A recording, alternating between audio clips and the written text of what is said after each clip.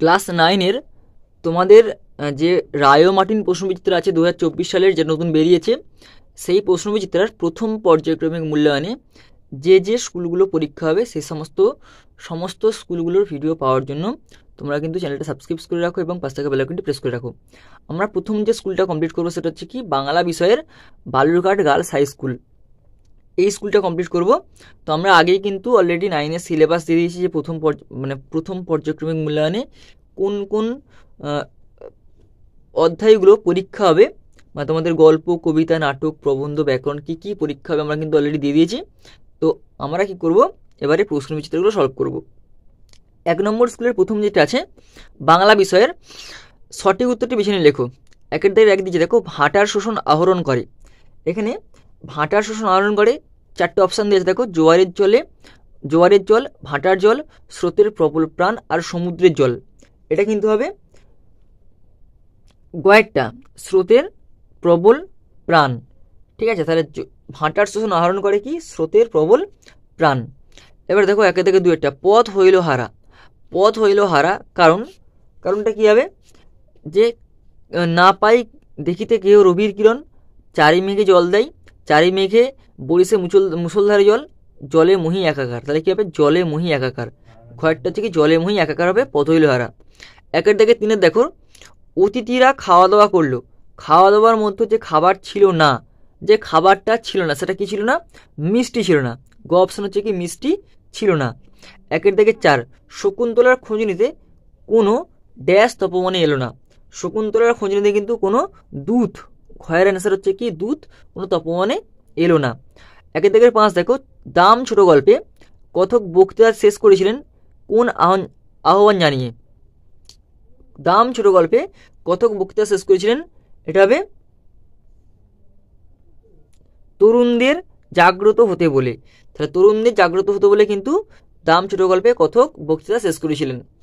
1-এর দাগে 6 দেখো বানর থেকে বান্দর, এটি যে ধ্বনি পরিবর্তন নিয়ম মধ্য হয় তা হলো, এটা হচ্ছে কি মধ্য ব্যঞ্জনাগম।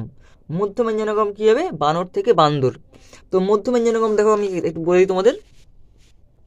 দেখো শব্দের মাঝখানে, মধ্য ব্যঞ্জনাগম কি, শব্দের মাঝখানে যখন ব্যঞ্জন ধ্বনির আগমনকে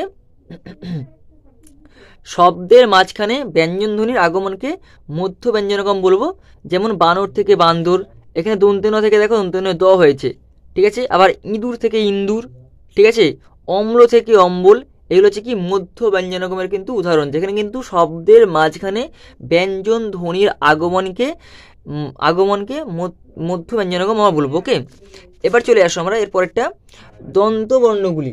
ত বর্গ হচ্ছে ত থ দ থ দন্তে ন, এটা হচ্ছে দন্তবর্ণ। দেখো দন্তবর্ণের মধ্যে কি কি পড়ছে, ত পড়ছে আর থ পড়ছে, ঠিক আছে। ত আর থ হচ্ছে কি দন্তবর্ণের মধ্যে কিন্তু পড়ছে। ওকে, এবার চলে আসো 2-এর দাগের কম বেশি 15 শব্দে নিচের প্রশ্নগুলো উত্তর দাও। নোঙরের কাছে কি, নোঙরের কাছে হচ্ছে কি, দেখো নোঙর বাঁধার মোটা যে দড়ি ব্যবহার করা হয় তাকে আমরা নোঙরের কাছি বলবো। তো নোঙর বাঁধার মোটা যে দড়ি ব্যবহার করা হয় তাকে আমরা কি বলবো, নোঙরের কাছি। এবার দেখো 2-এর দাগেরটাকে দিয়েছে কাগজ কলম নিয়ে বসে গেলাম, কে কেন কাগজ কলম নিয়ে বসে গেল।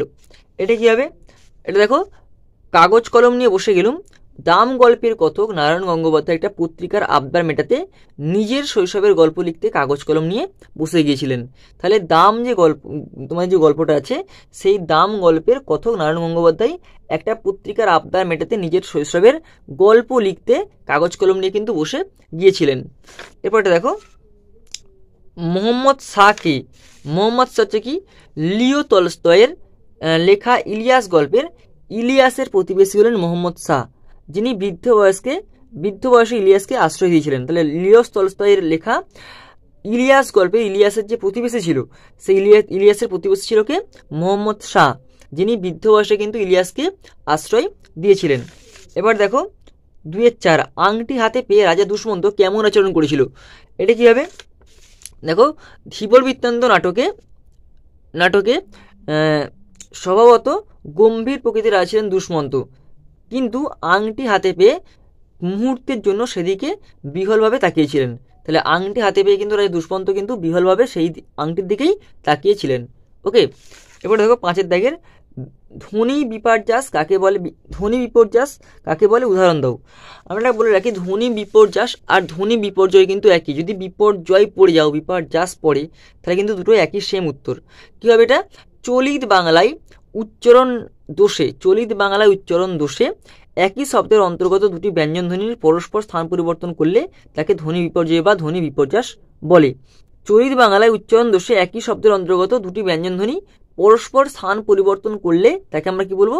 ধ্বনি বিপর্যয় বা ধ্বনি বিপর্যাস বলবো।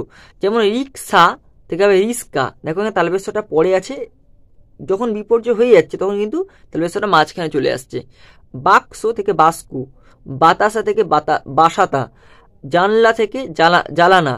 তো দেখো এই ধারেরটা মাঝখানে আসছে, চেঞ্জ হচ্ছে, ঠিক আছে।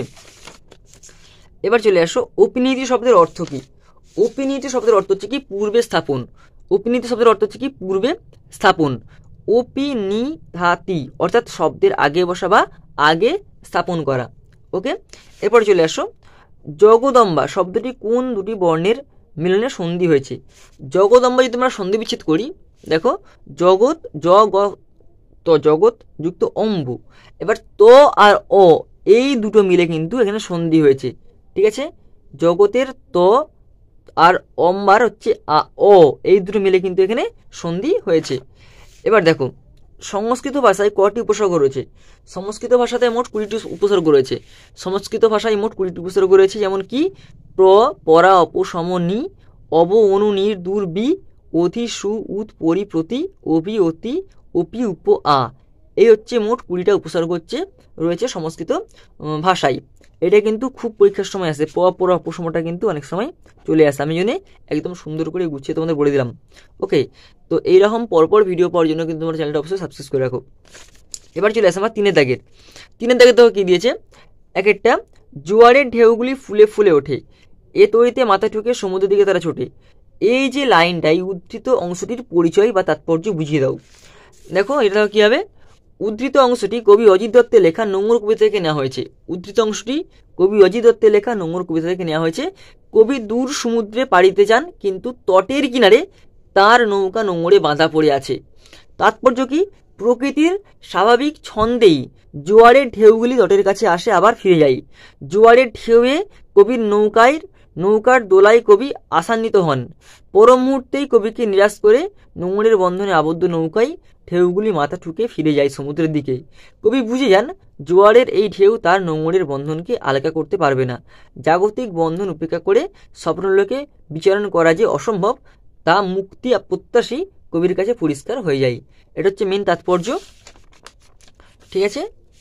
তোমরা যদি পারো এটাকে স্ক্রিনশট নিতে পারো। ওকে, এরপর দেখো কি দিয়েছে? তরি ভরা পণ্য নিয়ে পাড়ি দিতে সপ্তসিন্ধু পারে।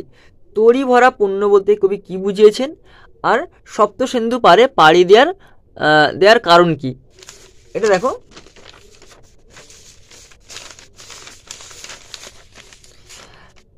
নোংর কবিতায় কবি অজিত দত্ত তরি ভরা পণ্য বলতে মানুষের আজীবনের সমূহ অভিজ্ঞতাকে নির্দেশ করা হয়েছে। তাহলে তরি ভরা পণ্য বলতে মানুষের আজীবনের সমূহ অভিজ্ঞতাকে নির্দেশ করা হয়েছে। সিন্ধু পারে পাড়ি দেওয়ার কারণ হচ্ছে কি? সৃষ্টিশীল মানুষের মন অস্থির, তারা পরিচিত জগতের বাইরে সর্বদা নতুনের এবং অজানার সন্ধান করতে চান। সেই নতুনের সন্ধানে কবিও পাড়ি দিতে চেয়েছেন। দূর সমুদ্র পাড়ে অজানাকে জানার বা অদেখাকে দেখার ইচ্ছা নিয়ে কবিতার সমগ্র জীবন অভিজ্ঞতাকে সঙ্গে করে নৌকায় ভাসিয়েছেন। ওকে, এবার চলে আসো 4 দাগের।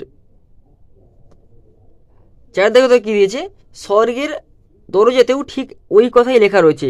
কোন কথা কোথায় লেখা রয়েছে, কোন কথা কোথায় লেখা রয়েছে, কে কাদের উদ্দেশ্যে কথা বলেছেন? এটা কিন্তু দাম গল্প থেকে নেওয়া হয়েছে। দেখো আলোচ্য অংশটি দাম গল্প থেকে নেওয়া হয়েছে। কতকের অঙ্কের